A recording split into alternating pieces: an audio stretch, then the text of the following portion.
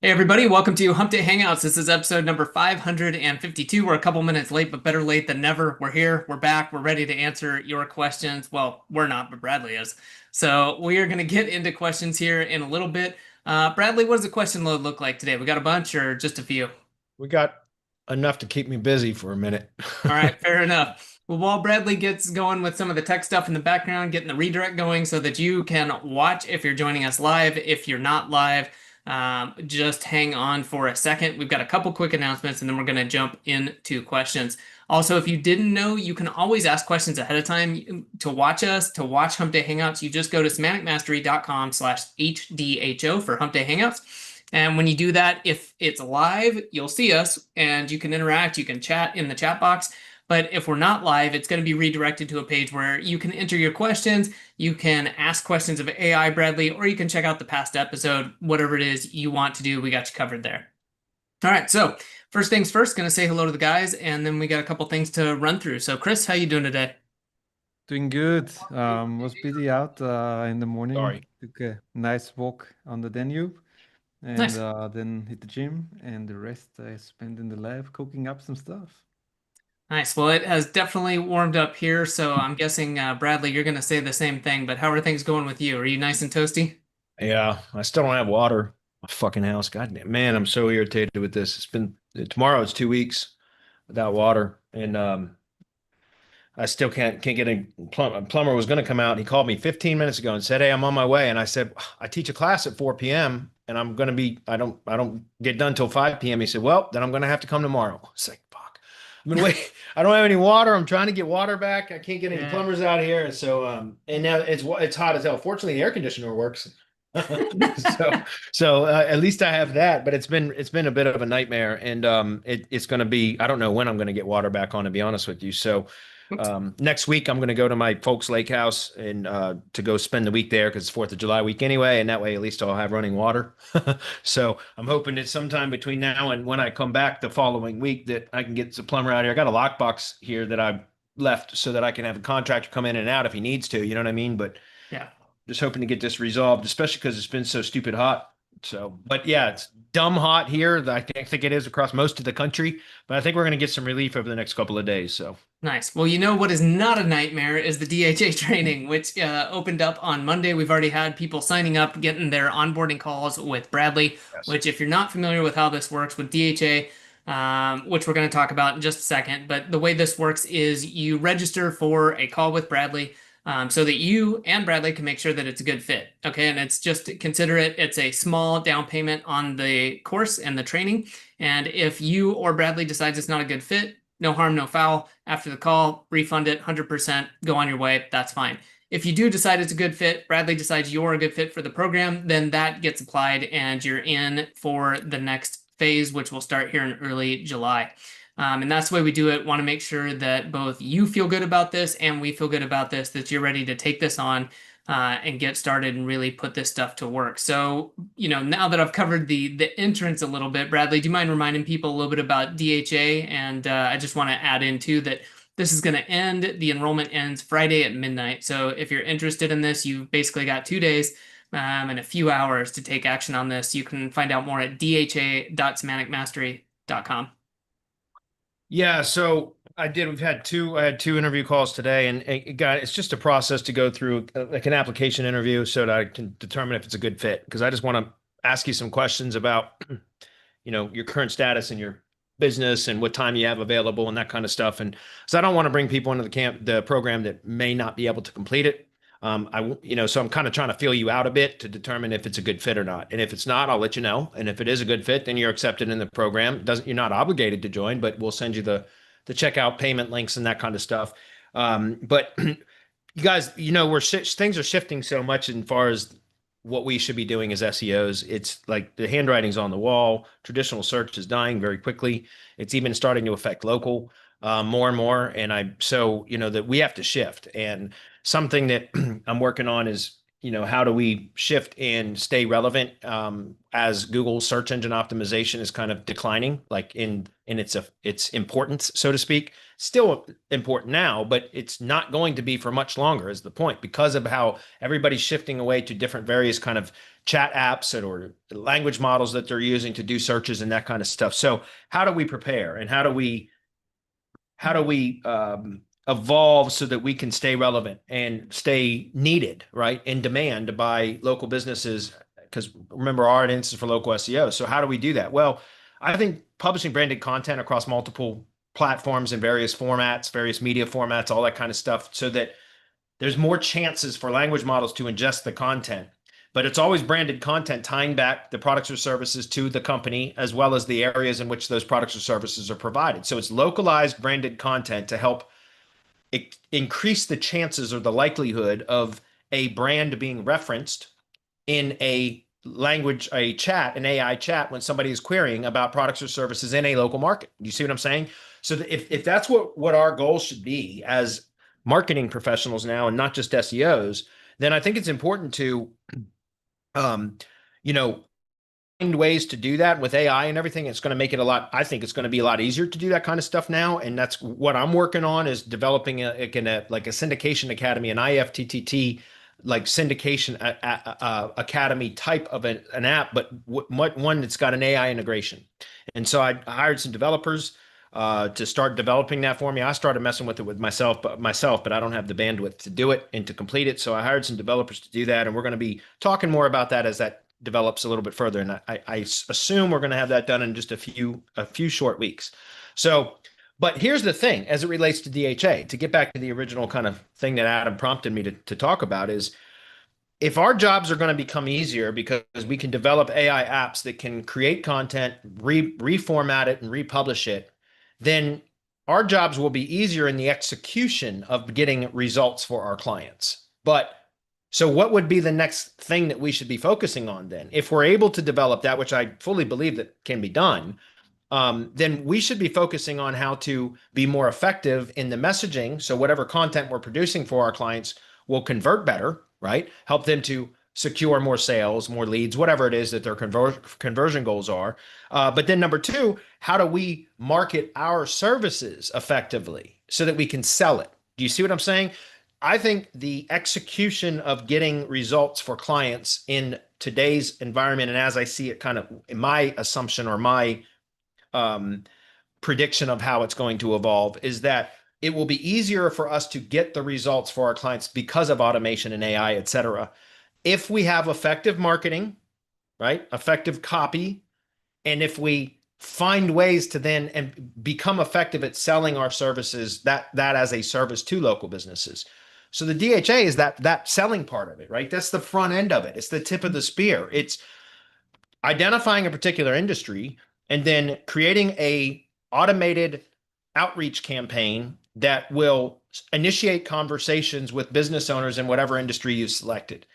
And it kind of warms them up to get them onto eventually a call, which is what I call a listing delivery call, but then it's really the start of the sales conversation. And so this whole process, this DHA program, phase one, is about building that marketing and lead generation machine for your own agency. Okay. In the coming months, as we develop more of the apps to execute this publishing of branded content and distributing it, then I think it's going to be a lot more automated for us to get the results for the client, to where it's going to be a lot more push button simple than it has been. At least that's my prediction. But so we need to really be focusing on trying to get a bunch of leads into our funnel, our pipeline as an agency, that then we can pitch and refine our pitch, dial it in so that we can get our offer just right. And we can figure out how to make it more compelling and get it to convert at a higher rate when we are pitching it. And so the DHA program is perfect for this, guys, because it's a very non-confrontational, non-salesy way to initiate conversations with business owners in whatever industry you've chosen, and we can help you select the industry. And then through the process of booking a bunch of different calls, you will learn very quickly what is effective and how to sell your services, whatever it is that you decide that you want to sell, to those business owners in that industry. And so the DHA process or model is perfect for that. It's a consistent lead generation system for my own agency that unlike anything I've experienced before. And I've implemented the same type of a cold email strategy into multiple agencies now. And that is how we grow all of our agencies, is through cold email. And so I think now it's going to be the same process of generating leads, and the sales part doesn't change, but what we are selling does change. And the fulfillment of what we are selling is changing very rapidly. So because I think it's going to become easier for us to do the fulfillment side of things because of automation and AI, et cetera, then I think we should be focusing more on the front end marketing and sales side. And that's precisely what the DHA model is all about, guys. So if you're interested in it, if you have trouble landing, generating leads for your own agency, this I think is the best time right now to get involved with that so that you can build a lead generation machine for your own agency. Get started now, and in 3 or 4 months, three months from now, we're going to start officially on July 7th, Monday, July 7th. But in 3 or 4 months from now, you could have a pipeline full of leads with new leads coming in every day. Time right now to get in. So that's it. Awesome. Sorry, I had the video going as I was about to trying to switch into the right account. Anyways, Bradley, appreciate you going over that stuff. I'm going to put the link on. If you're watching live, it's there. If you're going to be watching the replay, we'll probably put it as a comment as well. But dha.semanticmastery.com. 2 days till enrollment shuts down, and that'll be shut down again until the fall at some point where we run the third and final cohort of the year. So with that said, I guess that is it for now. Let's jump into questions. Okay, good. We got a handful. A few of these are YouTube comments I'm not sure about, but we'll get to them when we can. All right, I'll try to cover them if possible. All right, so the first one is from Michael. He says, does anyone have a consistent way to remove negative reviews from a GBP? I've seen some GBPs manage to get their reviews taken down by Google pretty consistently, but never managed to do it myself. I know you can report it to Google, feels very much like a black hole, but wondering if you flag with multiple accounts, if that helps, or if there's any other methodology I'm missing. You know, I've been successful myself without doing anything elaborate at getting reviews taken down for clients or even for my own stuff. Like, for example, somebody published a shitty review on one of my agency GBPs that wasn't a client. There's no record of them ever purchasing anything. So it was probably just somebody that didn't like one of my YouTube videos or whatever. In any case, all I did was I just reported it to Google. I just, flagged as inappropriate. And I can't remember what the exact process was, and within 24 hours it was gone. It was down like that. It was so, and I've done that with a few clients as well. And I just had one of my, a roofing client of mine. It's been a legacy client of mine since I first got started as an agency. He's been with me ever since. He contacted me a couple of days. Well, it was about 2 weeks ago now, really, to say that he had, he started getting, he's real review sensitive. This guy always has been. And he had like 2 negative reviews posted from non-clients, non-customers, right? So it was pure, it was clearly, it was clearly a competitor that had, was either publishing fake reviews, negative reviews, or they hired somebody to do it. Well, interestingly enough, like I walked him through like what I told, because the same thing, he was asking a similar question. I told him, well, look, this is what I've done in the past, and I've been able to get them taken down. And there is the ability to contact Google directly.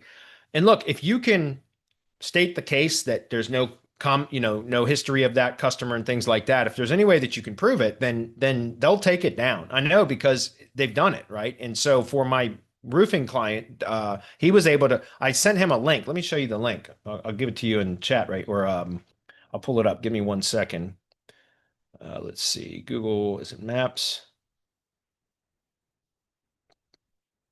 Let's see, get support for your Google business profile. I'm just looking for that really quickly, guys. There's a specific URL that I use that will get you to the point where you can publish or ask Google for help, and you can actually send in a phone call. So like you can request a callback, and I'll find the link and I'll post it in the replay, guys. I'll make sure that it's added to the replay because I have to find it right now. But anyway, what happens is, it's a Google help file or whatever, but it gives you the prompts where it says, hey, if you need to contact Google support, there's a few ways: chat, voice call, email. I think those are the 3. And if you request a callback, so voice call, they'll call you within a matter of like minutes, like no kidding. You just click, request a callback, blah, blah, blah. And I guess you enter your phone number or whatever. And usually within like 3 to 5 minutes, you get a call back from Google.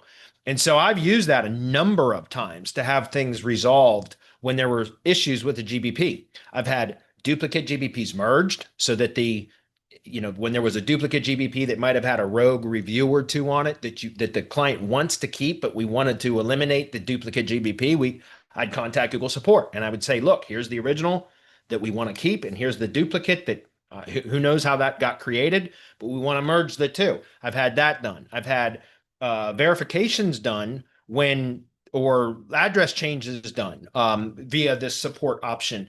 That was a few years ago because now everything's done through video verification. But I'm just giving you guys some heads up that there is a way to contact Google, and sometimes they're helpful if you have data to back it up. So when I find the link, I'll post it in so that it'll be available for the replay. But have I ever used any services for that? No. I think there are services out there that will do like negative review removals or that kind of stuff. I don't know how they work, to be honest with you, but you could look into it.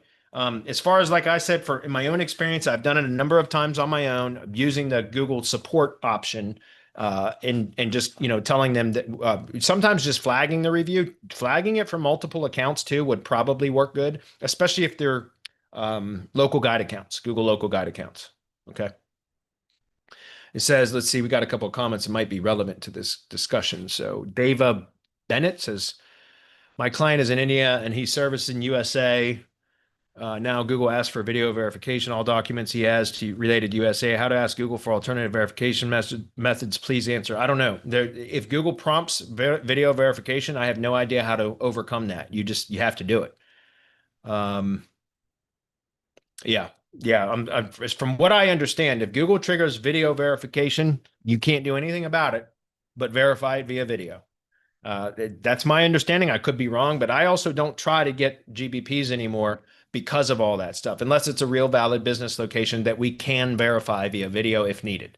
Then I will get GBPs, or I hope a client get a GBP, if that makes sense. But I don't mess with trying to get GBPs anymore that aren't valid business locations, that have a physical business location that the GBP can be verified to, because it's almost impossible anymore. I know there's still some black hat methods out there to get it done. I don't teach those, and I'm not going to teach those because, in my opinion, if you try to get a GBP verified when it's not an actual valid business location, or you use some of those black hat techniques, my experience is that those GBPs either never perform well or they suspend easy. Like anything that you do to them, or just randomly, even if you don't do anything to them, they will just automatically be suspended at some point in the future. I've had that happen dozens and dozens of times. And so I'm just tired of that. I'm tired of that shit. And so I'm not going to teach that anymore. As far as I'm concerned, if Google triggers the video verification, I don't think you can do anything about it. I could be wrong, but again, I'm not trying to spam GBP listings anymore. I'm not saying what you're doing is spammy. I understand that's a valid reason to try to get a GBP when you're operating in the US, but you're outside of the US. You want to have a local presence in the US, but you'd have to try to get somebody to work with you that then you could verify a business to their location and have them conduct the video verification process for you. That's the only thing I could think of, right? If anybody else has any ideas that are watching, please comment. Let us know, because I don't mess with that anymore. That's part of the reason why I developed the DHA program, and we do things like build local lead generation assets and organic assets only without the maps component. And we use those as sales tools because I will work with local business clients that either don't have a GBP or they need to move a GBP or something, because as long as they have a valid business location, which all local businesses typically are going to have a valid business location, then I know that I can get it reinstated or re-verified if needed. You see what I'm saying? And so that's why I don't even mess with doing GBP stuff anymore unless they're real valid business locations. Okay. Sorry, I couldn't give you a better answer, but that's the best that I can do. James says, what % of book meetings would you estimate are no-shows? It varies. I'd say about half. And for that half hour that you blocked, so James is saying it's probably half of them that don't show at least the first time. And then typically I will send them, I get it with tree service contractors and pretty much any local business. They're busy. right? Remember, a lot of local business, unless they're a larger company that has like, a clear organizational structure and, that kind of stuff where the owner is insulated from, but remember, most local businesses are they're self-employed, right? Meaning they're actually in the business working on a daily basis, managing all that kind of stuff. And so I get it. They'll book an appointment because at the time that they're considering it, they don't have any fires to put out, right? They assume that they're going to be available at that time. But then because of the what happens in the day-to-day operations of a business, we all know it, right? You're constantly putting out fires or playing whack-a-mole, right? There's always something that pops up that you have to address. And local business owners are no different than us. They experience that on a daily basis multiple times per day. And so if they don't make it to a call, it's probably because they got tied up on something. At least I give them the benefit of the doubt and assume that that's the case. So I will send a series of automated communications, reminding, like saying, hey, look, I understand you're busy. You probably got tied up on something. But this is important. I'd like to address this with you. Make sure that you're happy with your directory listing, blah, blah, blah. Plus, there's some issues. As I talked about, I think last week, somebody asked me something similar. It might have been James or who's IFO or somebody. But I will, it depends on how the initial booked appointment occurred, because there's kind of a sequence of messages that we will send out depending on when they booked the call. If we send out a request for them to book the listing delivery appointment when the listing is ready. And that's an automated request that says, hey, we're ready to review your listing with you and let's jump on a call so we make sure it's accurate and that you're happy with it before we promote it. Pick a time on my calendar here and we send them the link. But if they book a call, then great. Then if they don't show up to the call, then we can go right into the problem, agitate, solution sequence, which is that's copywriting 101, right? That's as old as time. Problem, agitate, solution framework, right? We introduce the problem, then we agitate it, and then we show them the solution, right? We provide them with a solution. And so that's what we can do. In the initial booked appointment sequence, that is available. That's an option if needed. So if they ask questions as to, like, when we send out that initial contact stating, hey, your listing is ready for review, let's jump on a call, review it together, make sure you're happy and it's accurate. Pick a time on my calendar here. And they're either going to book the call or they're going to ask questions like, okay, well, why do I need to get on a call for this? Can't you just send it to me for review? And then that's when we'll introduce the problem. Say, okay, well, yeah, but before we can promote it, we want to make sure you're happy. But in addition to just reviewing the listing, when we were publishing your listing, we identified some issues that are preventing you from getting jobs within the areas that you told us you want to get jobs within. We would like to address this with you on the call. Pick a time on my calendar. And then they're either going to pick a time on the calendar, book the call, or they're going to ask questions like, well, what problems did you identify? And in that case, again, the automated sequence says, well, this is where you told us you wanted to get jobs from. We send them a text message with the link to a screen, the service area radius map image. And then it says, well, this is where you're actually getting jobs from, only the areas in green, or at least where you're getting the jobs from Google, only the areas in green. And it sends them the local search grid report with the same shape, the same size as the map radius image. And it usually shows just a spot or a couple of spots of green in a great big sea of red. And so we say, we'd like to address this with you on the call and show you some, simple solutions to help you to start to resolve this. Pick a time on my calendar. And then they'll either book the call or they'll go dark, right? They'll go silent. And then we just plug them into a nurture sequence at that case. And if that's the case, excuse me. But if they book the call before the problem, agitate, solution framework has been introduced, which happens, but then they don't show up, then that's when I'll introduce it, right? So I'll say, well, hey, look, I understand you missed your business or missed the appointment. You're a busy guy. You're sure you got tied up on a job or whatever. That's perfectly acceptable. I get it. Happens all the time.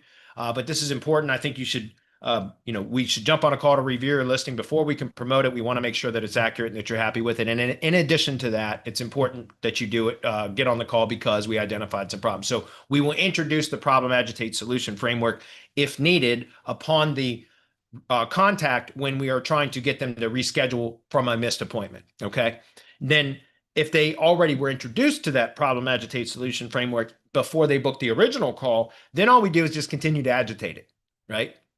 Talk about how they're missing jobs that their competitors. And remember, guys, before I get on a call with the prospect, the initial call, the first call, I like to generate a local search grid report, a set of local marketing reports from Bright Local, which includes organic rank tracking, local search grid tracking, reputation, citation tracking, and then reputation monitor. So I like to look at those, create that report so that it's available when we're on the listing delivery call, which again is the start of the sales conversation. So if they don't show up to the call, now we've got the local marketing reports that are available to use as kind of a visual aid to show them how they have a shitty presence, or they could at least improve their presence. Maybe it's not terrible, but they could at least improve it. And then we can use the data from the reports to push the pain or agitate the pain a little bit more. Meaning, hey, look, do you see how there's like, 4 other companies, and you point them out by name too, because trust me, your contact knows who their competitors are, right? And so if you reference them by name, their competitors by name, you're pushing that pain or agitating that pain a little bit more, right? And so that's why I said it, because of the way that we developed like the whole communication sequences and everything else, we've established good communication. And so it's okay then to bring this stuff to their attention. I don't do that initially. I only do it if I'm trying to incentivize them more to get onto the call, right? So the total number is somewhere around half that don't make it to the initial call. And then from that, typically we'll get about, I don't know, maybe half of the ones that don't show up to book again a second time, if that's clear. It varies though. It really does. Lately I haven't had a lot of booked appointments, but I also haven't been trying as hard lately because I've been so tied up with my move and my new house and everything else. So, but anyway, hopefully that makes sense, James. Do you just do other stuff on the computer just in case they join 15 minutes late? It says, and for that half hour that you have blocked off, how do you spend it? Do you just do other stuff on the computer? Yes, of course. I always have other stuff available to do. Because remember, I do sales calls all the time, not just for TreecareHQ, but for semantic links and everything else. And that happens. People show up late or they don't show. And so I'm not just going to sit there and look at a blank screen while I'm waiting for somebody to show up that may never show up. I always have stuff available that I can work on. And so when I start the Zoom meeting, depending on your settings, in mine, my screen will show a pop-up that notifies me when somebody has joined the meeting room. And so I always will be working on something else until they join. And then when I see that pop-up come up, then I'll open up the browser with all the tabs, because I always keep a set of tabs open in Chrome. You always have that option to add a tab group. And so I'll create a tab group specifically for the sales call. You see what I'm saying? And that'll be available so that when and if they show up for the call, all I click is that tab group. It opens up, boom, expands. And now I've got all the resources available and ready to go for the call. See what I'm saying? So I'll demonstrate that now. Let me pause the screen for a minute, just make sure I don't have anything open that I shouldn't have open. Why is that not letting me? Oh, I don't know. Let's try this.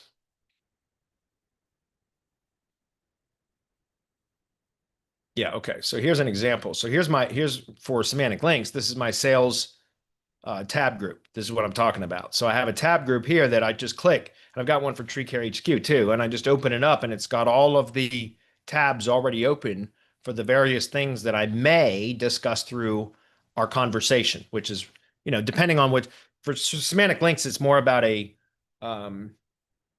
presentation. It's not so much a sales conversation. It is more about a presentation about how we operate. But for for TreecareHQ, it is very much a conversation.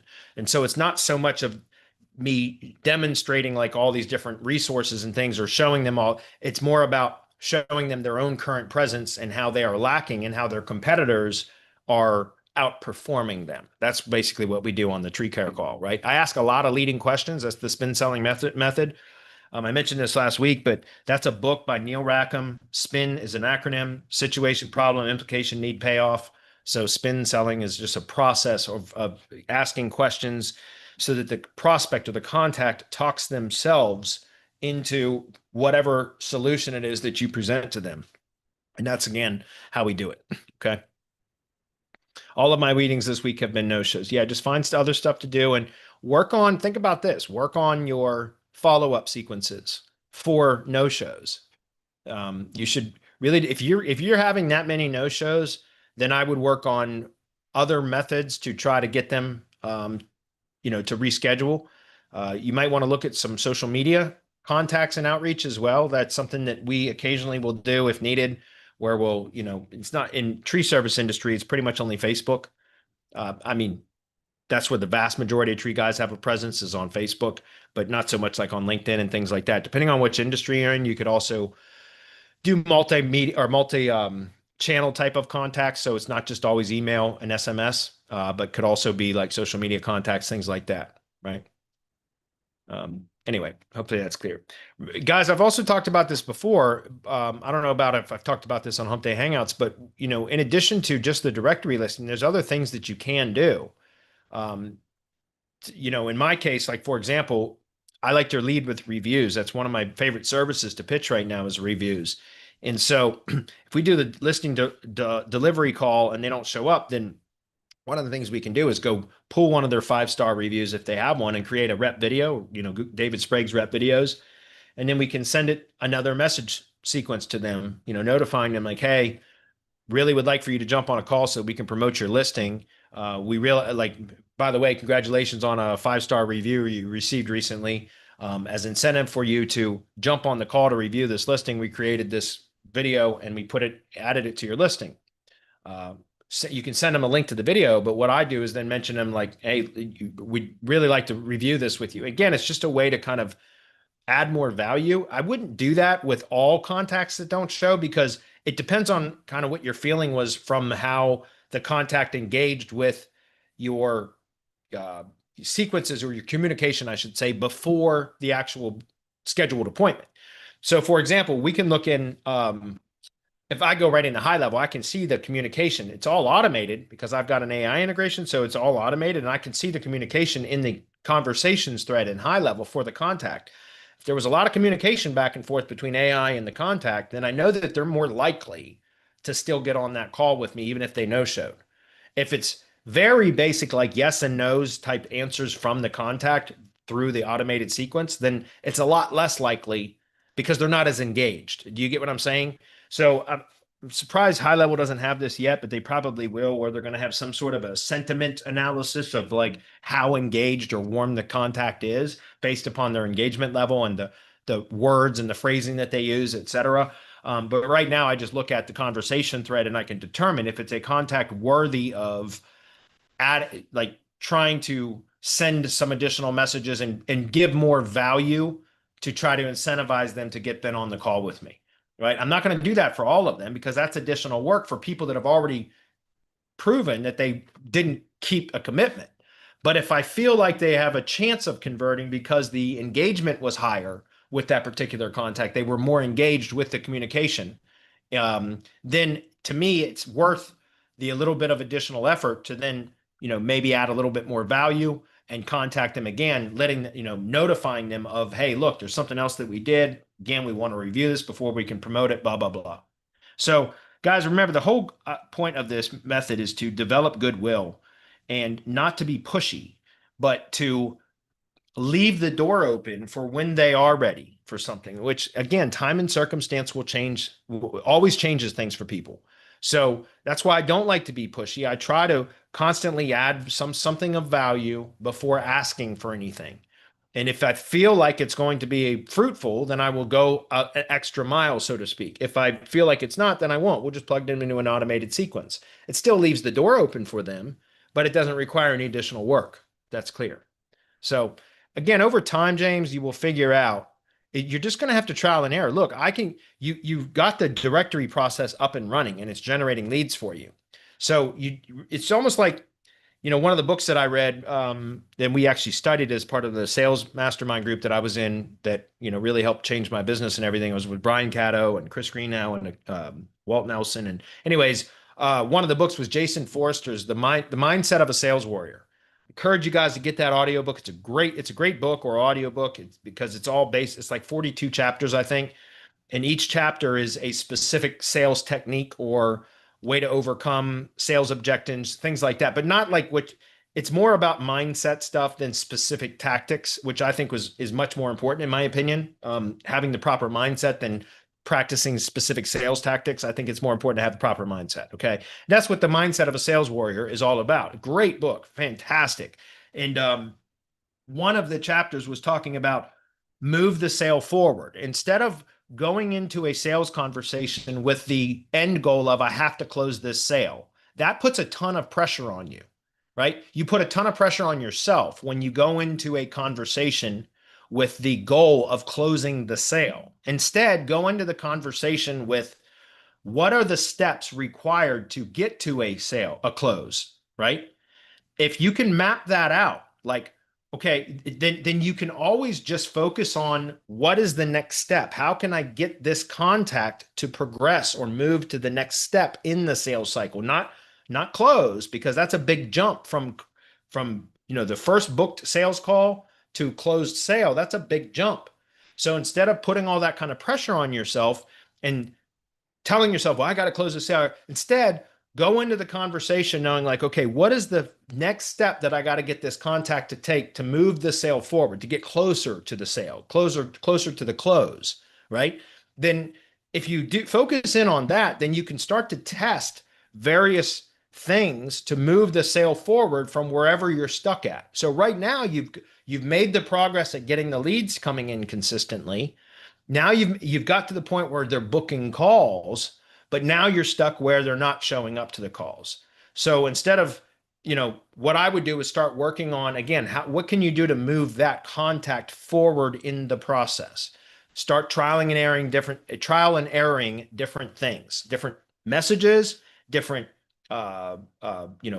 places that you contact them. So different platforms, like I said, email, SMS, voice, social media. There's a number of ways that you can test different things. And like I said, I can give you guys the framework, but every industry is going to have its nuances that the only way you're going to be able to determine what's effective is through trial and error, through testing, right?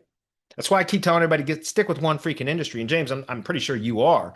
So this isn't directed at you, but if you stick with one industry, it gives you the ability to do this type of testing. If you try to do this across multiple industries, you'll never be effective in any of them. And that's just the case. That's the nature of how it is. I think it's more complicated now than it used to be in being effective. And selling these types of services, marketing and SEO services to businesses, you have to be really specific to their needs in order to be effective, in my opinion. And as you guys know, it's tough selling this stuff. So that's why I recommend sticking within one industry, because you learn what works and what doesn't. You figure out your messaging. You figure out which channels are the most effective in contact and outreach, et cetera. So you just practice and refine. You will figure out ways. Okay. So when you have that time that they're not coming and they're not showing up, make that your kind of fill-in work, is working on more follow-up messages and strategies, et cetera. Okay. Good question though. Huzaifa says, which is better title format for location pages? City GBP, always brand. Always lead with the brand on location pages. In my opinion, that is by far the most important thing.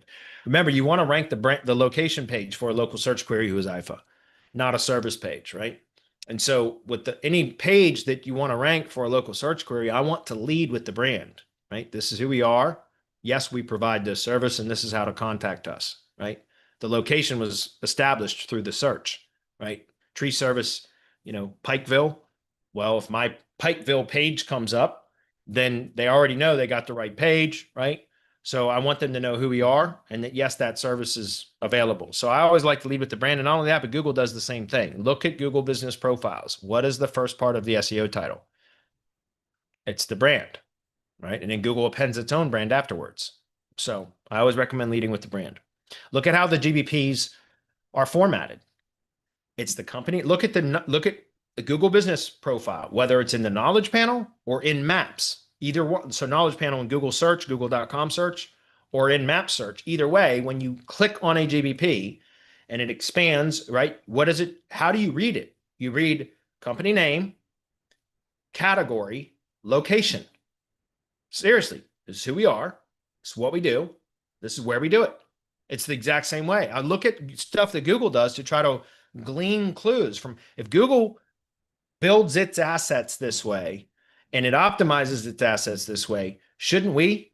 Like, that's the way I look at it. So if you read a GBP, again, it's the company name, followed right below that by the categories. That's what they do. Followed below that with their location information. This is where we do it. So that's why I always do it that way. So brand, category, city, state for location pages. Service pages, you would do service plus brand, location neutral, if you're going to have supporting location pages on the site. All right. Good question. Alex says, hey, Bradley, when powering Web 2s and citations, do we be sending links one-to-one directly to all of those URLs? Or can we have those URLs in G Sheet with the ID page, in the ID page, with the links going to the ID page to power up all the properties in the G Sheet? Well, we do that, which you just mentioned. It doesn't really power up. Look, here's the thing. When you're the links from Google Sheets are kind of like a redirect now anyways. It's still the things that are directly referenced within the ID page. So a direct hyperlink or iframe and embed, they're going to receive link equity directly from any links that are going to be built to the ID page. You understand? The links in the G Sheet, it's not so much about pushing link equity directly to those URLs. It is about, there's now a sheet that has a pool, so to speak, right? A collection of URLs that have accurate information published about that business location that are consolidated into a Google Sheet.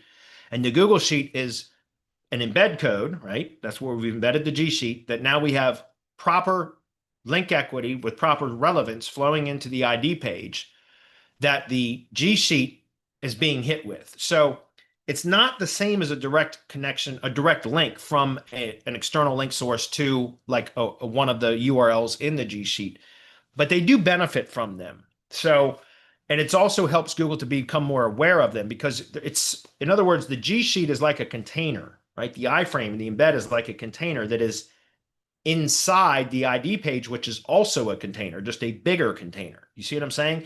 And so if you're shooting link equity and relevance from proper topical sources, etc., into that ID page, and there's a container that within the ID page is going to benefit from that, even if the individual links don't inherit specific link equity from that or not.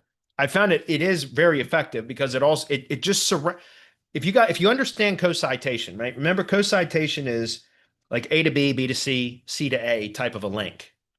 If you understand what I mean, it means if you've got a source that links to one thing and then it links to something else, and then there's another source that links to this thing, and then maybe it's about having associations. Remember, that's what semantic web is, associations. And so if you can have multiple links collected in close proximity to each other, like literally, so in the sheet together, and you have that embedded into a page that you are sending proper link equity to, it's almost like a co-citation. Those are commingling, right?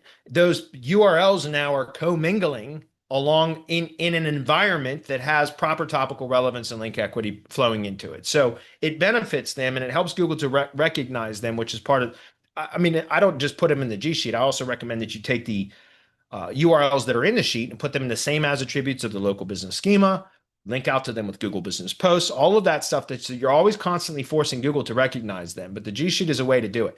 Now, if you wanted to have direct link equity flow into those URLs, then what you would do is publish them onto the page. I don't like to do that because it makes the page too busy with links and I think it looks spammy. That's why I like to use the embedded G Sheet. But remember, you could always create an external page that wasn't the ID page. So you could create just an external cloud page. Do you get what I'm saying? Where then you could create a cloud page that then you just reference with a direct hyperlink instead of an embedded G Sheet. So the ID page, I want that to look decent because that is a brand page. I want that to look decent because I want it to index. It doesn't have to index, but I want it to. And I want it to look decent because in case anybody lands on it, it can convert. But you can create a separate cloud page that could be on Amazon S3 or any other cloud host for that matter, and use that cloud page as a link building hub where you have a direct hyperlink to all of those page URLs. And then you could just build links to that page over and over and over again, right? So I treat the ID page a little bit differently than I would with just a link building buffer page, which is what I was talking about with that cloud page. You see what I'm saying? So there's a number of ways to do it, but cloud pages are easy and inexpensive to set up. So keep the ID page looking clean and nice with the Google Sheet embed, which is still powerful. But then you can always create another cloud page or multiple cloud pages for that matter that you would direct link or embed all of those. I wouldn't do embeds because it would make the page incredibly slow to load, but you could do direct hyperlinks to all of those page URLs. So literally just create a bullet list. Just have all your URLs, concatenate them. You can extract that data directly from a Google Sheet, right? And then paste it in and boom, publish the page. Now you've got a separate link building target that you can build links to, and it's going to distribute that link equity across all those URLs, right?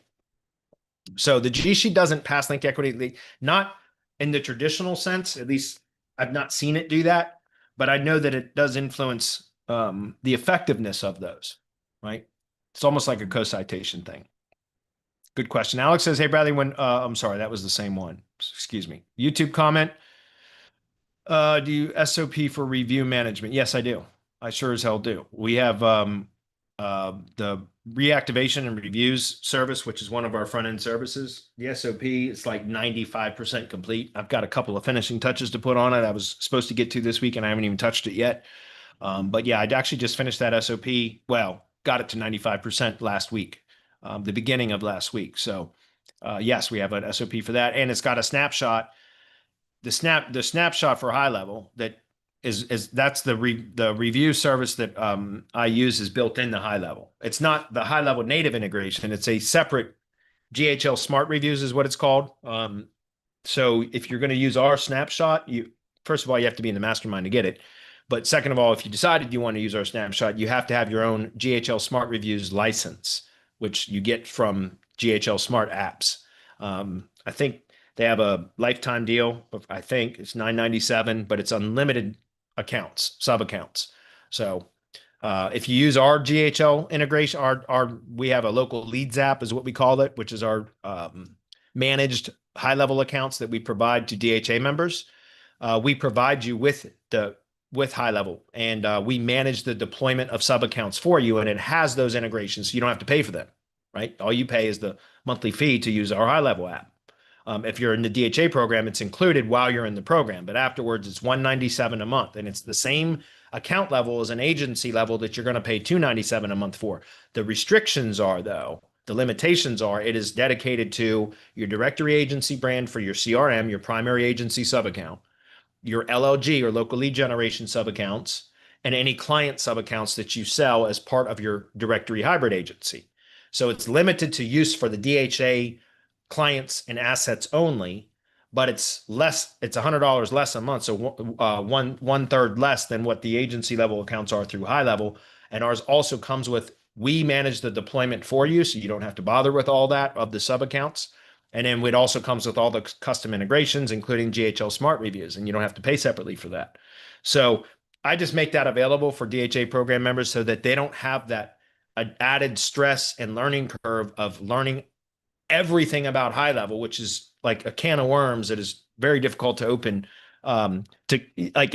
There's so much in high level, like I don't even keep up with all of it. There's so many things coming out all the time that I don't even touch because I don't have the bandwidth for it. I stick to what I focus on, but learning high level and deploying sub accounts and configuring everything and setup, that's just going to slow people down. It's more tech hurdles for people to get to the ultimate end goal, which is what I want them to get to as part of DHA program, which is booking sales calls. Like that's the most important thing.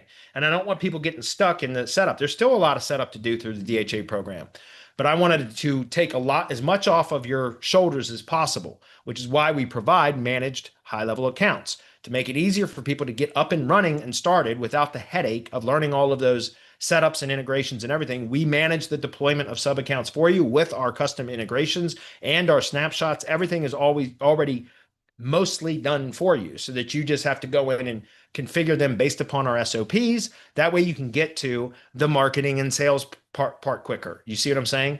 So, do we have a snapshot? Or yes, we have a snapshot that has the GHL Smart Reviews integration, and that's available in the SOP. But if you're going to use your own high-level account, you have to get your own GHL Smart Reviews license. Or you could use ours, and then it's included. But for people that do join the DHA program, you're not stuck with using our high levels. Some people have joined with their own high level accounts. That's fine. We'll give you the snapshots, and you can import the snapshots into your high level account, use your own high level account. If you go through the DHA program and you're using our high level account, and at some point you want to get your own high level agency account instead of using our managed account, you're certainly capable of, or free to do so. And then all you have to do is request from us that we transfer the sub accounts from our agency account into your account. I've done that a number of times with DHA program members already. They get started using ours so that they don't have the additional expense and setup, the headache and tech setup and all that. And then at the end of the program, or sometimes 3 or 4 months later, I get an email from a member, a former member, a graduate, that says, "Hey, I'm ready to get my own high level account set up. Can you transfer the sub accounts?" I say, "Yep, here's the form," because it's a form that high level provides to you with the sub account transfer request from one agency account to another. It's very simple. We can do dozens of accounts in a matter of minutes. Okay. I've done that a number of times with members. So hopefully that's clear. Casey says, "I plan to rent a tiny office space this week to convert my service area business into a GBP with a physical address. Once I have the address, I want to update my DBA to include my primary category in the business name. What is the best order of steps I should take to update my GBP quickly without risking suspension? Here are the steps I'm considering.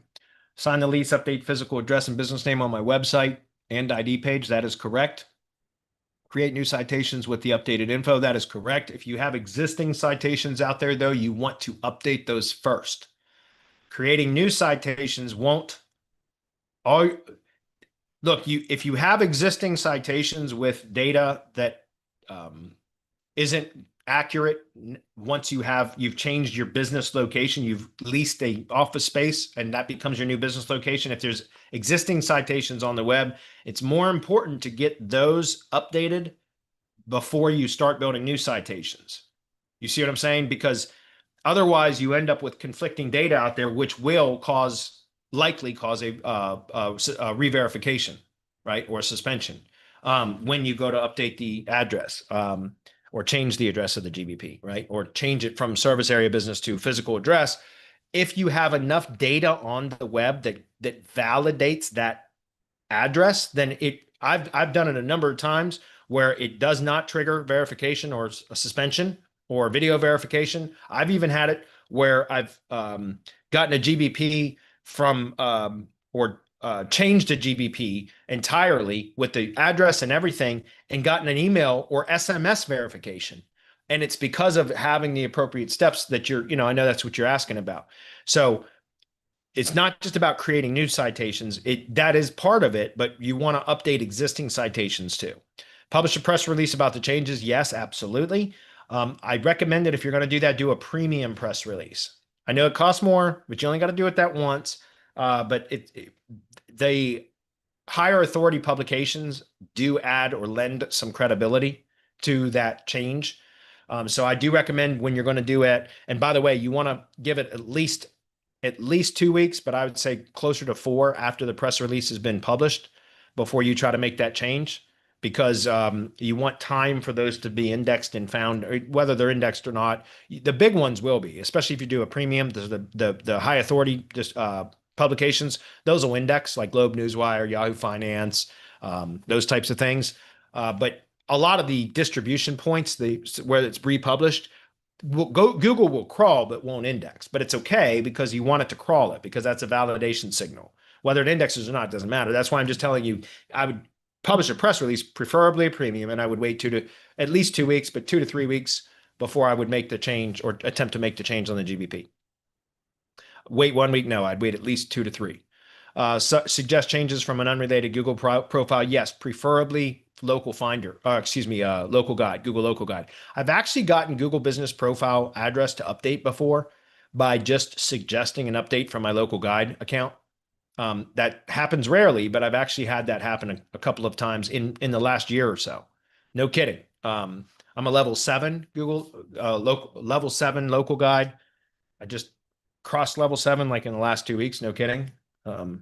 So that'll help too. Update the GBP listing. Yeah, do that last. So sign the lease, update the physical address, update existing citations, build new citations, publish a press release, preferably a premium, wait 2 to 3 weeks, then suggest the changes through other Google profiles, preferably local guides at higher levels if possible. And then eventually, and then ultimately, if it doesn't change through the suggestions, the suggest and edit type thing, then you can update the GBP listing and hope that it doesn't trigger re-verification.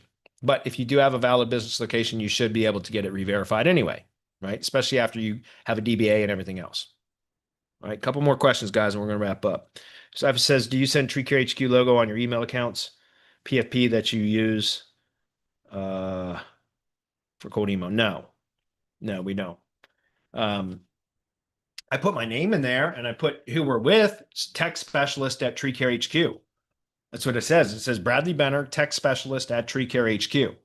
So it says at the bottom of the emails, but I don't put any logos in there because that's an image. That's going to lower deliverability, right? It does. That's if you put an image in there, it's going to lower deliverability, especially on cold email. It's fine on conversational emails when you've already had established two-way communication through email, then it's fine to have it there. But when you're doing cold outreach and it's one-way communication until they reply, having a logo and an image in the email is going to lower deliverability and inboxing. Okay, more likely to show up in spam or promotions tab. So no, I don't do any images. It's also why I don't do click tracking. I do open tracking, which open tracking does add a pixel. So it acts like an image. It does. And it does lower deliverability and open rates, but I've not really experienced much of an issue with that because I keep my email account health very high, right? I got one today that was down around 96% and instantly. So I'm going to pause that one and let it get back up. I don't like it to drop below 97. All right, Huzaifa says, after a prospect replies to a cold email, when you send a message reception confirmation email, yes. Then you ask for the service area, yes. After asking for the service area, did you directly ask them to book a call to review the listing, or is there another confirmation message after the reply? Yeah, we send an acknowledgement that the service area radius was received, and then we tell them we're going to follow up with you as soon as the listing's ready for review. So yeah, again, it's all automated. Right. So once they reply, and I just covered this in the mastermind like 2 weeks ago, where I showed we've got two versions of the automations, one with the AI integration and one without. The one with the AI integration is 100% automated. The ones without the AI integration, it's semi-automated in that when they reply with their service area radius, it sends a notification that a reply has been received. It sends a notification to you, the high-level account owner, right? That then you go in and retrieve the service area radius and update that custom field in the contact record.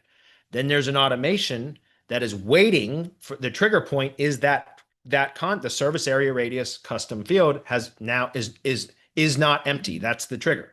Custom field for service area radius condition is not empty. You see what I'm saying? That's the trigger. So when you extract from the replied message from the contact, it says 10 miles or 15 miles or 5 miles, whatever their service area radius is.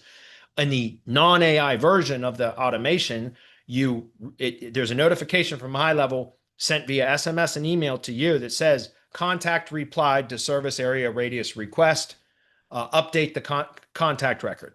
And so it prompts you to then go in to high level, extract the message, see it'll tell you, 15 miles, 10 miles, whatever it is that they said, and you just update that field. And when you click save, that automatically adds them into the next sequence, which acknowledges that the service area radius was received and tells them that they're going to contact them in a day or two or whatever it is when your listing is ready for review. So yeah, again, that's there's additional communication in that sequence. Automated 100% with AI, semi-automated without AI. Roy says, hey, Bradley, it's been a while since I asked questions on Hump Day Hangouts. Okay. I've been missing in action because of a series of events that happened that took my attention away from internet and lead gen, and I've been relying on the residual income from my current lead gen, but now I'm back at it, and I'm currently working on building out new lead gen assets, listings, and websites, okay, by optimizing my existing assets. Here are my questions. This is a big one. And it's after 5 p.m. So, Adam, if you got to go. I'm going to finish this one up, and then I'm done for the day. So, okay, get back to it. All right, so here are my questions. First, when it comes to optimizing GBP listings, what would you say are the primary ranking factors right now? Just make sure everything is completed, the categories are correct, and then, reviews are important, but all the validating data signals to help support how the GBP is optimized. So that's, again, building branded assets, tying them all back, making sure Google's aware of them, all the things that I've already talked about on today's call, putting those in the same as attributes of the local business schema that's going to go into the location landing page, linking out to supporting branded and supporting assets or external page URLs that have accurate information published about the business using Google Business Posts from the GBP, because that's a direct link connection from the GBP to validating data or pages on the web that support what Google understands about that GBP. See what I'm saying? So, and reviews, guys. So it's a combination of make sure the profile is completed properly with proper categories, etc. Then start to build a presence where you're referencing NAPW, name, address, website information for that location. So business citations, web 2s, social media, all of those things all count, and collect all those URLs, put them in the same as attributes that is in the local business schema on the location landing page. That's the website URL that is linked to from the GBP. That's the location landing page. That's where local business schema goes. Put the structured data, this same as attributes in there. ID page, G sheet with all the URLs, concatenated to keywords that are relevant to that business, all the stuff that we talked about today, linking out to them with GB posts, right? All of that stuff, because you're trying to remember when you verify a Google Business Profile, guys, that is the start. But Google then looks out on the web to find validating data signals to corroborate how that GBP was optimized. You see what I'm saying? So we can facilitate that. We can assist with Google developing or finding those data points, validating data points, because we can go out and manufacture them, build them, and then spoon feed that data back to Google via those avenues that I just described. Local structured data, schema, Google Business Posts, right? ID page, all of that. All right. So that's the most important thing. And in reviews, once you have those validating data signals in place, or you're in the process of getting them in place and building more of them, try to get reviews. I'm telling you, that has the biggest impact right now when the GBP is optimized properly. If you get reviews, and it's not just reviews, period, it's the review velocity. So if the customer or the client, if you're doing lead gen, it's tough because you have to manufacture reviews, and I don't recommend that at all. I really don't, not anymore. It's too dangerous. But if it's a real client, then I always and that's what I always do is I go to, first thing I pitch now is I ask them, do you have a customer list? If you have a customer list, we're going to set up a review campaign for you, because that's going to have the biggest impact on your GBP performance in the short term, is to just get a flood of reviews, and it helps to make the GBP just perform significantly better. As long as it's optimized fairly well, it should respond really well to reviews. With lead gen, it's very difficult to do, guys, because I don't recommend faking reviews for lead gens, guys. It can get you in trouble now. So I don't recommend doing that. Without reviews, you're basically fighting with one arm tied behind your back. And it's hard to do with lead gen. That's why I got away from doing GBP lead gen stuff. No kidding. So anyway, I'm going to move on. It says, and lately, it seems the star rating of the GBP listing has become an important metric as well. One of my listings used to rank very well with just the sheer number of reviews, but lately the listing was outranked by the listing with fewer reviews but better star rating. Yeah, that may be true too. I've not done any specific testing on that, but that's logical to me that Google would want to promote those that have higher star ratings. That makes sense to me, right? It's got a better reputation. Second, other than the reviews and the star rating, what would you say the website content and backlinks? Would you say that website content and backlinks are still important when it comes to ranking? Yeah, 100%. If so, backlink wise, would you say the traffic of the backlink itself matters? Well, that makes the link more effective. When there is traffic to the page that the link is on, it's more effective. When there's traffic to the domain, but not the page that the link is on, it's less effective. When there's no traffic at all, it's less effective. It doesn't mean it can't still produce an effect. It certainly can. Just saying traffic is a validator. Traffic makes a link more effective, right? Depending on where the traffic is, if that's clear. For example, if a backlink with 10,000 traffic better than a backlink with 1,000 traffic? No, not necessarily, because is the backlink relevant? If the backlink with 1,000 traffic is more relevant than the backlink with 10,000 traffic, I would rather go with the backlink with 1,000 traffic that's more relevant. So it depends. It's standard SEO answer.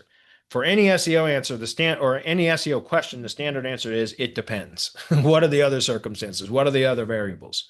Okay. If you have two link sources, both are relevant, then yeah, the one with the higher traffic is going to be better. And what about Ahrefs DR? I don't give a damn about Ahrefs DR. Okay. Honest to God, I don't. I don't care at all about that. Or sometimes I'll talk about DA, like high DA properties, because they can withstand more abuse if you're going to be really aggressive with link building. But I don't care two shits about DR at all. I don't. I care about relevance. Now, if you want to use that as a determining factor as a secondary metric, by all means, you certainly can. So look at relevance metrics first. If the link is relevant, and if you've got two link sources that are both relevant and one of them has a higher DR, and that's a metric that is important to you, by all means, pick the one with the higher DR. I don't care about it. I don't. I stopped caring about DA and DR 4 or 5 years ago. It's all about relevance. And I know there's other people that will probably differ with my opinion, and that's fine. That's fine. I'm not saying my way is the only way. I'm just telling you I don't give a damn about DR. I like topical relevance or geographic relevance. And DR doesn't matter to me.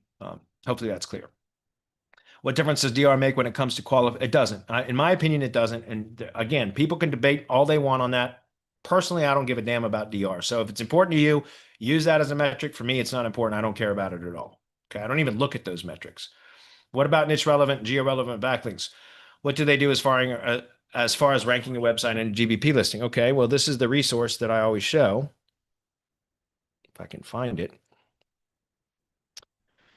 Here we go. It's in my sales presentation. We talked about this earlier. So here is my resource that I show for on sales calls. The difference. You want topical links or links with topical relevance to influence organic ranking performance. Mostly, it does have a slight influence on maps ranking performance, but it's mostly for pushing organic search performance.